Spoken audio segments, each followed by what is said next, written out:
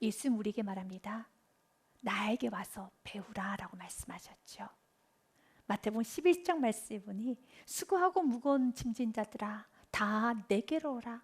내가 너희를 쉬게 하리라 라고 말씀하시고 30절 29절 말씀에 나는 마음이 온유하고 겸손하니 나의 멍에를 메고 내게 배우라. 그리하면 너희 마음이 쉼을 얻으리니. 마음에 쉼이 없더라며, 마음이 불안하고 초조하다라며 지금 내 마음에 온유와 겸손이 없다는 겁니다. 온유와 겸손이 있으면 마음에 쉼을 얻을 수 있습니다. 예수님은 오늘 우리들에게 나에게 와서 온유와 겸손을 배우라 하십니다. 주님께 배우셔야 됩니다. 주님께 온유를 배우셔야 됩니다. 그런데 우리 주님은 너무 멋지고 근사하셔서 이렇게 말씀하시네요. 나의 멍에를 메고 내게 배우라. 멍에라는 것은 소나 말의 목에 가로 얹는 둥그렇게 구부러진 막대기를 말합니다. 그리고 소와 말의 주인이 그 소와 말을 끌고 다닐 때 사용되는 것이 멍에입니다. 그런데 팔레스타인 멍에는 T자입니다. 두 마리 소가 같이 멍에를 메게 됩니다. 예수님은 멍에를 메실 필요가 없습니다. 예수님 우리에게 가르쳐 주시고 우리는 잘 배워서 우리가 살면 되는 것이지, 예수님은 온유 자체시기 때문에 예수님은 사실 필요가 없습니다. 그런데 예수님께서는 우리들에게 내가 너희들 잘 가르쳐 줬지? 너희들 나에게 잘 배우고 알아서 세상에서 살으세요 라고 하는 것이 아니라 주님은 오늘 우리들에게 말합니다. 나와 같이 멍에를 메고 내가 너를 도와줄 테니까, 내가 너에게 온유가 무엇인지 가르쳐 줄 테니까 나와 함께 소 두 마리가 같이 발을 맞춰서 나아가는 것처럼 우리 주님은 나와 함께 멍에를 메고 나의 멍에를 메고 내게 배우라고 했던 것처럼 예수님은 나와 함께 걸어가기 원합니다. 나를 도와주신다는 겁니다. 그래서 온유라는 열매는 성령의 열매예요. 나의 힘으로 맺을 수 있는 열매가 아니라 성령님께서 도와주셔야지만 맺을 수 있습니다. 여러분 홀로 세상에서 온유의 열매 맺으라고 하지 않습니다. 내가 도와줄게. 나하고 함께 같이 걸어가는 거야. 주님께 배우십시오. 그리고 주님의 도와주심을 믿으시길 바라겠습니다.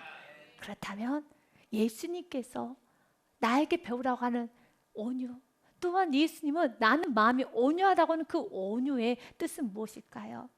온유의 문자적인 의미는 사람의 표정이나 성질이 온화하고 부드러운 을 말할 때 온유라고 말합니다. 예수님께서 나의 성질, 나의 표정이 온화하고 부드러운 것을 예수님도 온유라고 말씀하실까요? 그러기에는 예수님은 온유하지가 않습니다. 말씀해 보니 예수님께서 채찍을 드셨습니다. 이것은 온화하고 부드럽지 않습니다. 또한 예수님께서 독사의 자식이라고 말합니다. 와이수진저라고 말합니다. 회칠한 무덤이라고 말합니다. 어떻게 이 말을 들었을 때 우리 예수님이 온화하고 부드러워 라고 말씀할 수 있겠습니까? 그러나 예수님은 온유하신 분 맞습니다. 예수님은 불의와 타협하지 않았습니다. 예수님은 진리 앞에서 가고 담댔습니다. 옳고 그름 앞에서 예수님께서는 상을 둘러 엎으실 정도로, 예수님께서 와이스진저라고 하실 정도로, 예수님께서 독사의 자식이라고 말할 정도로 예수님은 단호하셨다는 겁니다. 그래서 온유가 단순하게 예의스러움이라고, 온화하고 부드러움이라고만 생각하시면 안 됩니다. 주님, 언제나 나의 삶에 온유가 있게 하여 주옵소서는, 하나님의 말씀이란 그 기준 앞에서는 어떤 불의도 타협하지 않는 나의 인생이 되게 하여 주시옵소서. 예수님은 이런 모습도 있으셨지만 여러분이 잘 아시는 예수님의 잠잠하신 모습도 있었습니다. 예수님께서는 사람들의 조롱과 비난과 수치와 모욕과 채찍과 죽음 앞에서도 예수님은 잠잠하셨습니다. 그러나 베드로는 칼을 휘둘렀죠. 예수님께서 십자가를 지시기 전에 길을 가고 있을 때 로마 병정들이 칼과 몽치를 들고 예수님을 찾아옵니다. 예수님을 붙잡아 가겠다고 그들이 찾아왔습니다. 로마 병정을 보고 그 옆에 있던 유대인들을 보고 갑자기 너무 베드로가 화가 나서 칼을 빼들어 종의 귀를 쳐버립니다. 귀가 떨어졌습니다. 그때 예수님께서 이렇게 말씀하셔요. 칼을 도로 꽂으라 라고 말씀하십니다. 이에 예수님께서 이르시되 내 칼을 도로 칼집에 꽂으라. 칼을 가지는 자는 다 칼로 망하느니라. 칼을 꽂으라 라고 말합니다. 그리고 예수님이 연려 말씀하세요. 베드로야, 잘 들어.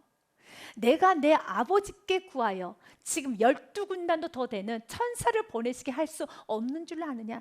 내가 이 로마 병정을 무너뜨릴 수 있는 힘이 없어서 이렇게 끌려가고 이렇게 침뱉은가 이런 모욕을 당하는 줄 아느냐? 예수님께서 후 부셔도 그 모든 로마 군대는 쓰러질 수밖에 없습니다. 로마라는 나라가 무너질 수밖에 없습니다. 그만큼 힘이 있지만 예수님은 그 힘을 사용하지 않습니다. 분명히 예수님은 채찍을 들었던 시간도 있었습니다. 화에스 찐저 독사의 자식들아 회칠한 무덤아 라고 말씀하신 적도 있었습니다. 그러나 예수님께서는 오늘 바로 이 순간에 십자가 앞에서 예수님께서는 십자가를 향해 나아가실 때는 그 어떠한 자신의 힘을 드러내지 않습니다. 그렇다면 온유가 무엇입니까? 온유는 하나님의 뜻 앞에서는 다스림을 받는 겁니다. 하나님의 뜻에 사로잡히는 겁니다.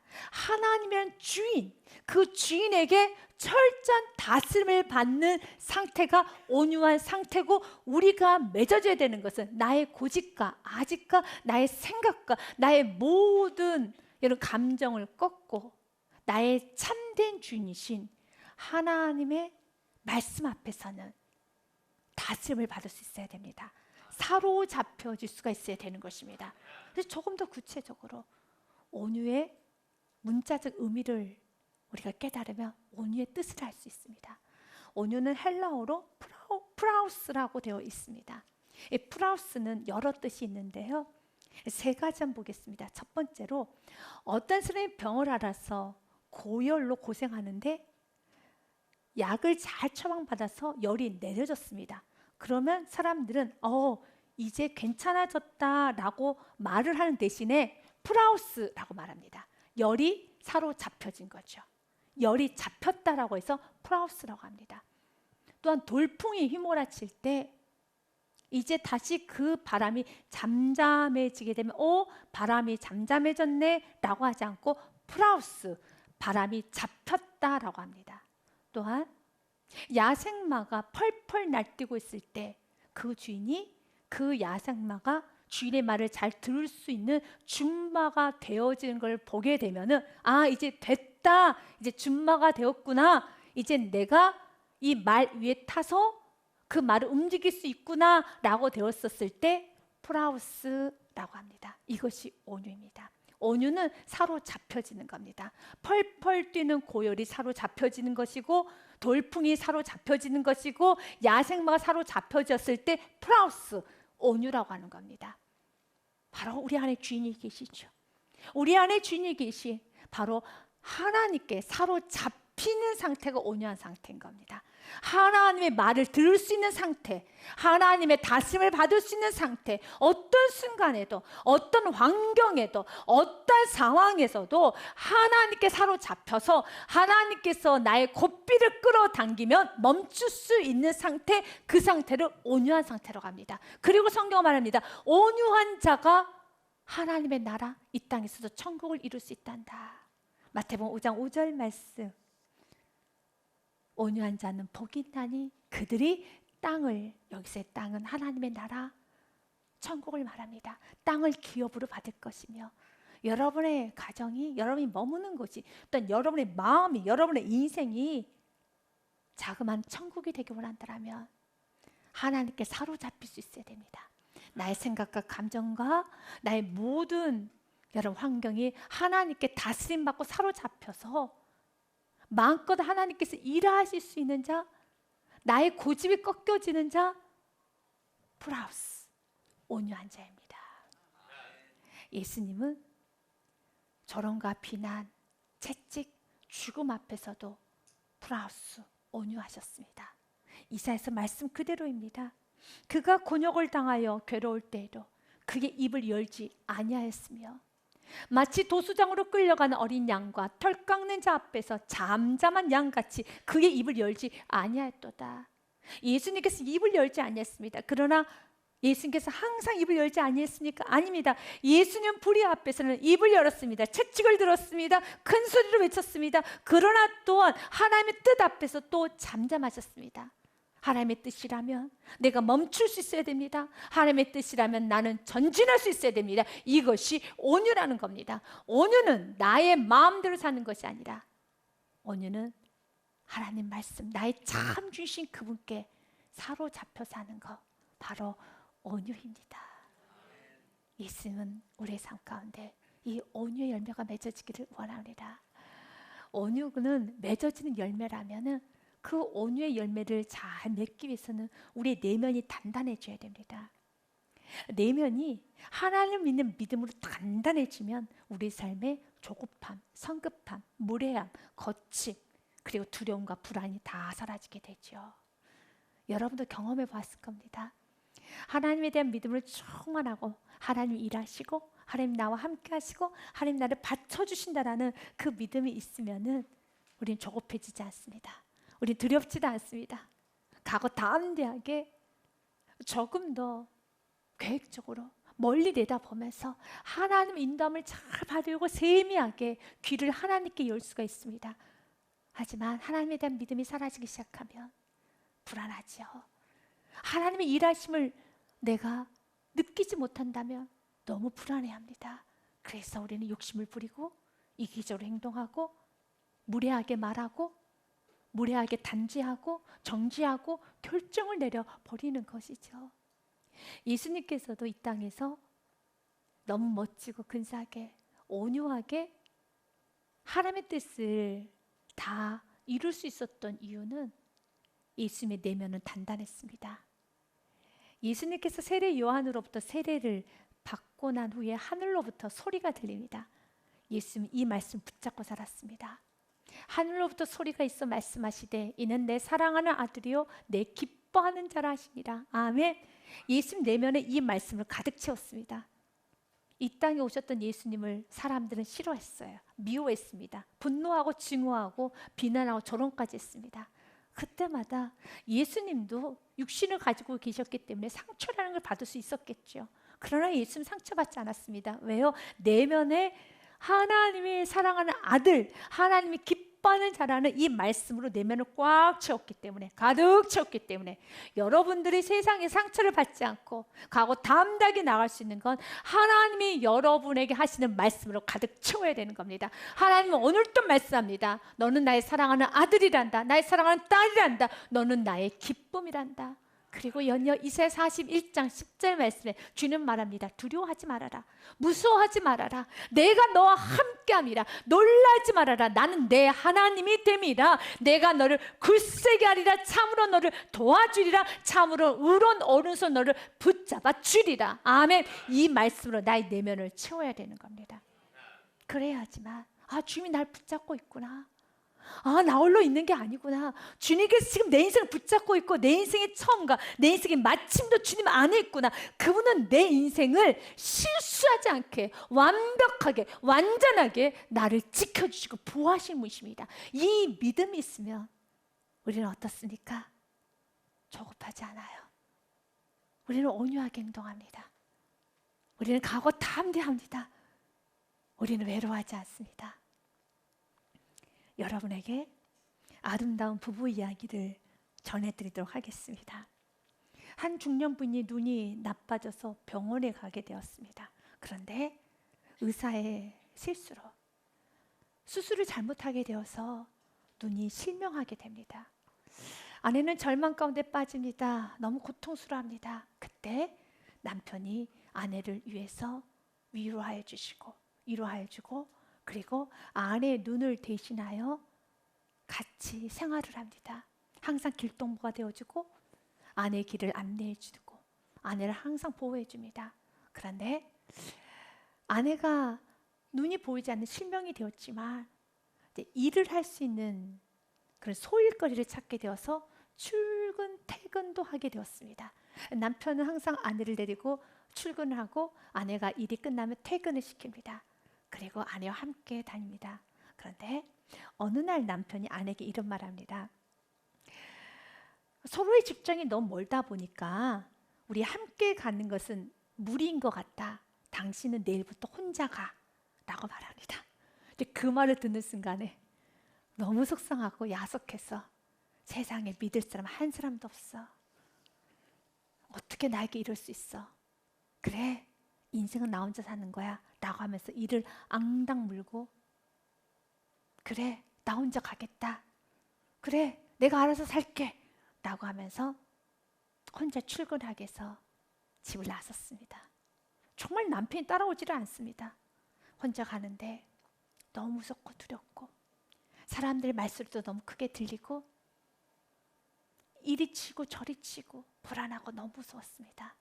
그렇게 한 달, 두 달이 지났습니다. 한 달, 두 달이 지나다 보니 이제 정상 눈을 가지고 있는 사람처럼 출퇴근하는 게 어렵지가 않은 거예요. 이제 괜찮습니다. 충분히 혼자 갈 수 있게 되었습니다. 그런데 어느 날 버스 기사가 부인에게 이렇게 말을 합니다. 부인은 참 복도 많습니다. 매일 남편이 당신 몰래 버스에 함께 타고 함께 있어주고 부인이 직장 건물에 들어갈 때까지 지켜보다가 손을 흔들며 뒤돌아가는 것을 보고 아니 이렇게 자상한 남편이 세상에 당신 남편 말고 또 어디 있겠습니까? 저도 제 아내에게 그렇게는 못하고 있습니다. 라는 말을 듣게 되자 버스 안에서 그 부인은 대성통곡을 합니다. 왜 울까요? 그 연이 왜 이렇게 대성통곡을 할까요? 남편을 원망했던 시간, 의심했던 시간, 이를 앙당 물고 그래, 나 혼자 살아야지. 나에게는 그 누구도 없어. 나 홀로야, 나 혼자야 라고 자기 자신을 자책하며 살았던 그 시간이 너무 후회스럽고 그 시간이 너무 미안하고 그 시간이 너무 죄송해서 우는 것이죠. 맞습니다. 여러분, 언젠가는 우리가 이렇게 이 부인처럼 울 것입니다. 하나님이 너무 멀리 느껴지고 나는 홀로 살아가는 거야. 이를 앙당 물고 우리는 살죠. 두려워하며 삽니다. 무서워하며 삽니다. 하나님 날 도와주지 않는 거 아닌가? 하나님이 지금 있기는 하는가? 지금 나 홀로 걸어가는 것 같아. 이 사람에게 치고 저 사람에게 치고 그러나 그 남편이 그 아내가 들어가기까지 기다려보다가 손 흔들고 들어가는 것처럼 때로는 우리가 오늘 하루의 삶을 사는 동안에 주님께서 우리를 지켜보십니다. 내가 성장해야 될 양이 있기 때문에 나 홀로 살아가야 되는 영적 근육이 있기 때문에 주님 우리를 지켜보십니다. 그리고 오늘 하루를 잘 살고 나면 오늘 잘 살았다 잘했다 하면서 주님께 손을 흔들어 주시면서 쓰다듬어 주시는 그 주님 언젠가는 여러분 영의 눈이 떠져서 보게 될 것입니다. 그러면 여러분 대성통곡하겠죠. 후회하겠죠. 내가 내 자신을 자책하고 살았던 시간 원망하고 불평하고 분노하고 외로워하고 여러분 힘들게 살았던 그 시간을 회개할 겁니다. 이 여인처럼요. 나 혼자 가는 게 아니었다는 겁니다. 몰래 내 뒤에 따라오는 분이 있다라는 것입니다. 주님 오늘도 우리에게 말합니다. 난 너에게 혼자 온유하게 살라고 말하지 않아. 나의 멍에를 메고 내게 배우라. 내가 너와 함께 걸어갈 것이란다. 내가 널 도울 것이란다. 주님 오늘도 우리에게 말합니다. 나는 내 편이란다. 이 말씀 믿고 이 말씀이 여러분 삶 가운데 움직이고 여러분 영의 눈이 떠져서 하나님이 나를 돕는 자들 중에 나 주위에 하나님께서 나를 둘러주셔서 나를 보호하고 계심을 여러분들이 아셔야 되는 겁니다. 지금 오늘 우리가 믿기 원합니다. 시편 118편 말씀의 6절에 여호와는 내 편이시라. 내가 두려워하지 아니하리니 사람이 내게 어찌할까? 믿으십니까? 8절은 우리 같이 7절은 같이 읽겠습니다. 여호와께서 내 편이 되사 나를 돕는 자들 중에 계시니 그러므로 나를 미워하는 자들에게 보응하시는 것을 내가 보리로다. 아멘. 하나님은 나를 돕는 자들 중에 계십니다. 바로 여러분 옆에 있습니다. 여러분을 돕고 계십니다. 여러분을 보고 계십니다. 여러분을 지금 보면서 지지하고 계십니다. 하나님이 날 보고 계신다는 걸 내가 느낄 때, 내가 여러분 알기 시작할 때 우리 삶에 온유함이 있어요. 나 홀로 살아간다고 생각하니까 짐이 무겁게 느껴지는 거예요.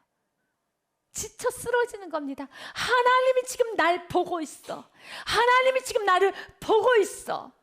사랑하는 여러분, 하나님이 보고 계십니다. 여러분이 고군분투하는 모습을 보고 계십니다. 믿음으로 살아가는 모습을 보고 계십니다.